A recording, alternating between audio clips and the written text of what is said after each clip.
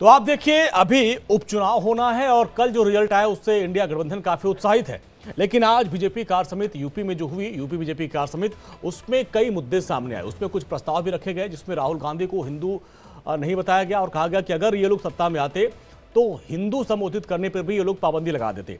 और जिस तरीके से भूपेंद्र चौधरी ने यह बयान दिया कि कांग्रेस भस्मासुर है, अखिलेश यादव को खत्म कर देगी और उसकी नजर मुस्लिम वोट बैंक पर है, इसी पर आज हम चर्चा करेंगे। कई खास मेहमान हमारे साथ हैं, इस बयान के माने निकालेंगे। और हमारे साथ जो खास मेहमान जुड़े, आजम खान समाजवादी पार्टी के प्रवक्ता। आजम जी बहुत बहुत स्वागत है आपका। वैभव त्रिपाठी हैं प्रवक्ता कांग्रेस के। वैभव जी आपका बहुत बहुत स्वागत है। आलोक वत्स जी है राजनीतिक विश्लेषक। आलोक जी आपका बहुत बहुत स्वागत है। रोहित अग्रवाल जी है प्रवक्ता आरएलडी के। रोहित जी आपका बहुत बहुत स्वागत है। और राहुल लाल जी राजनीतिक विश्लेषक है, आपका बहुत बहुत स्वागत है। और सबसे पहले आजम भाई आप ही के पास आएंगे। आपके लिए नसीहत दी गई है कि जो कांग्रेस है वो भस्मासुर है और आपके वोट बैंक पर उसकी नजर है और वो अखिलेश यादव को सतर्क करना चाहिए, नहीं तो उसको आपको बर्बाद कर देगी कांग्रेस। जी अश्विनी जी, मैं ये कहना चाहता हूँ, शायद भाजपा अभी भी अपने अहंकार से बाहर नहीं निकल पा रही है। आज उसकी बैठक ठीक इसलिए अपनी हार की समीक्षा करना उनका मकसद था, लेकिन वही क्या होगा, हार की समीक्षा करने के बजाय वही जो उनकी हार्ड लाइन है, उसी हार्ड लाइन पे ही पूरी कार्य समिति की बैठक चलती रही है। धर्म अधर्म, राष्ट्र भक्त, राष्ट्र विरोधी, तुष्टीकरण और सांप्रदायिकता, तमाम वही बातें कार्य समिति में निकलती रही जो कि इनकी हार्ड लाइन है। यानी ये अभी भी जनता से सबक लेने को तैयार नहीं है। जनता ने इनको अयोध्या में हरा दिया, जनता ने इनको केदारनाथ में हरा दिया और भगवान राम से संबंधित जितने प्लेसेस थे और हर जगह रामेश्वरम, तमाम जगहों पे जनता ने इन्हें हरा दिया। लेकिन ये सबक नहीं लेना चाहते हैं। जनता चाहती थी कि शायद भाजपा अपने कार्य समिति में ये देखे कि भ्रष्टाचार क्यों हो रहा है। आपने सुना होगा, इन्हीं के एक विधायक पूर्व मंत्री मोती सिंह कह रहे हैं कि हमारे 42 साल के राजनीतिक करियर में ये पहला मौका है जब तहसील और थानों में इतना भ्रष्टाचार है। दूसरी बात, महंगाई चरम पे है, इस पे चर्चा नहीं करेंगे और ये करेंगे मतलब को कौन आप आजम भाई आप कांग्रेस से घबरा नहीं रहे ना। वो कह रहे हैं भाई सपा के बूते ही कांग्रेस को संजीवनी यूपी मिल गई, नहीं तो अपने बूते तो भी नहीं कर पाते। आप घबरा तो नहीं रहे ना?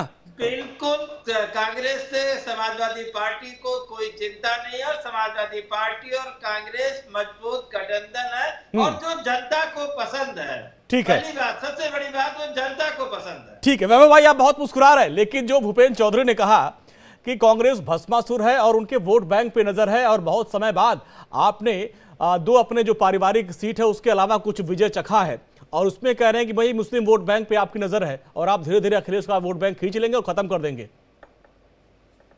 देखिए, ऐसा है कि भाजपा घबराई हुई है। हाँ। अभी कल जो उपचुनाव के परिणाम आए हैं वो भी देख लीजिए। इससे स्पष्ट हो रहा है कि भाजपा को जनता पसंद नहीं करी है, भाजपा को जनता हटाना चाहती है। इत्तफाकन वो बहुमत से बाहर रहे, लेकिन फिर भी भाई गठबंधन के साथ सरकार में तो हैं।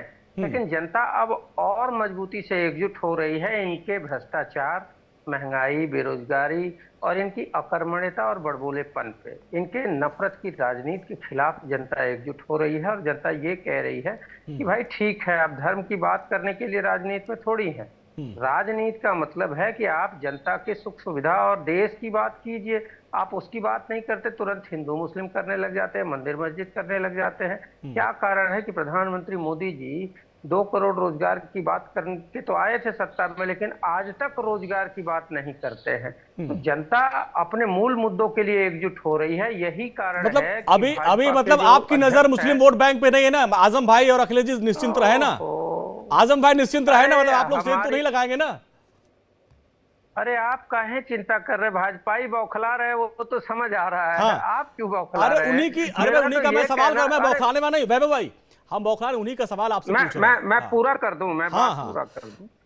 ऐसा है, भाजपा ही इसलिए बौखलाए हैं क्योंकि इनकी जो काठ की हांडी है अब दोबारा नहीं चढ़ेगी। आगामी हर विधानसभा में भाजपा का सुपड़ा साफ होगा, ये जनता ने मन बना लिया है। यही कारण है कि जो प्रधानमंत्री जी ऐसे पद पे बैठे थे जो कि भाजपा का पद नहीं था, प्रधानमंत्री पूरे देश का होता है, बावजूद इसके वो अपने पद की गरिमा को गिराते हुए 400 पार चिल्ला रहे थे और जनता ने इनको बहुमत से भी दूर रख दिया। तो जनता इस बात को समझ रही है कि ये सिर्फ चोचलेबाजी करते हैं, झूठ बोलते हैं। अब आके वो क्या कहने लगे हैं भाजपा, अरे भस्मासुर कौन, शिवसेना छोड़ के आपको गई, आपने शिवसेना तोड़ी, एनसीपी तोड़ी, आप सबकी पार्टियां तोड़ के खा जाते हैं। भस्मासुर उसी को कहते हैं जो सहयोगी होता है उसी के सर पे हाथ रख के खा जाना। तो आप तो खा रहे थे, लोग छोड़ छोड़ भाग रहे हैं, अकाली दल छोड़ के भाग गया।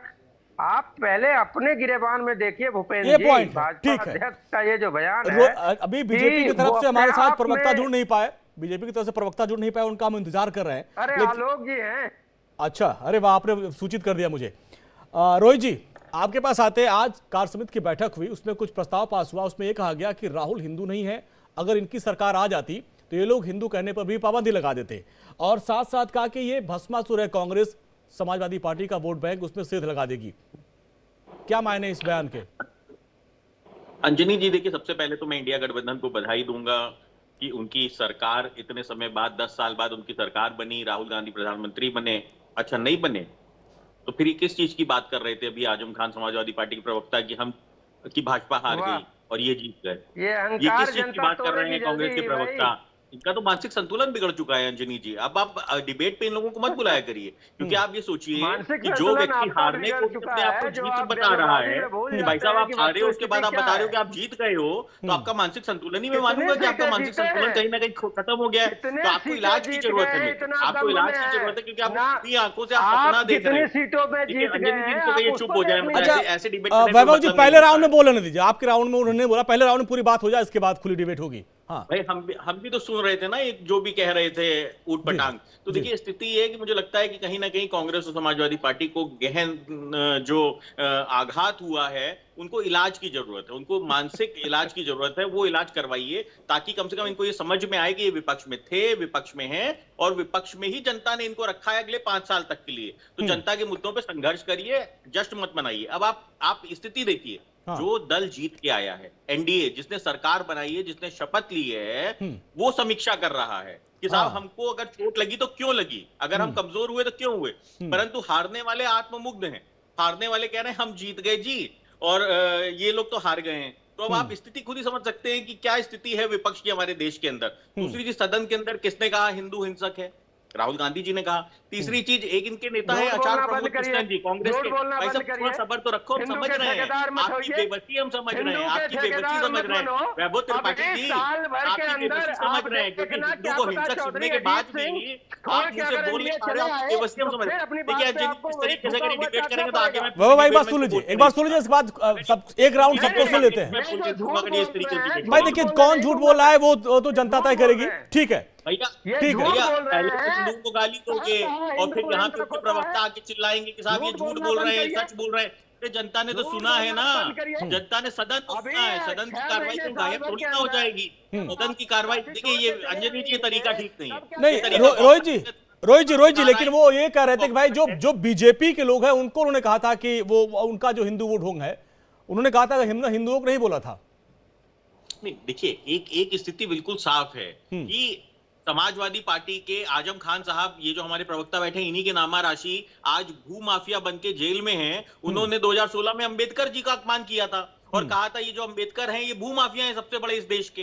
तो ये बयान तो पूरे देश के अंदर है ना। अब आप उसको भी नकार दीजिए, तो आपके बयान नकारे नहीं जा सकते। आप पहले हिंदुओं का अपमान करो, आप पहले बयान दे दो, उसके बाद आप उस पर जस्टिफिकेशन देते रहो कि साहब इसने कहा था, उसने कहा था। आचार्य प्रमोद कृष्णन जी ने कहा राहुल गांधी ने 15 साल में कांग्रेस को खत्म कर दिया। अब आप सोचिए, लीडर ऑफ अपोजिशन कौन है? लीडर ऑफ अपोजिशन मतलब इंडिया गठबंधन का लीडर कौन है? राहुल गांधी। आपको लगता है कि 5 साल की जरूरत है? ये 5 साल के अंदर वो खत्म कर देंगे। अगले 5 साल पर्याप्त है विपक्ष को खत्म करने के लिए। तो ये तो खुद ही परजीवी लोग हैं। आ रहे आलोक बस जी आपके पास आते हैं, राहुल भाई आपके पास है। आलोक जी आपके पास आते हैं डिबेट में।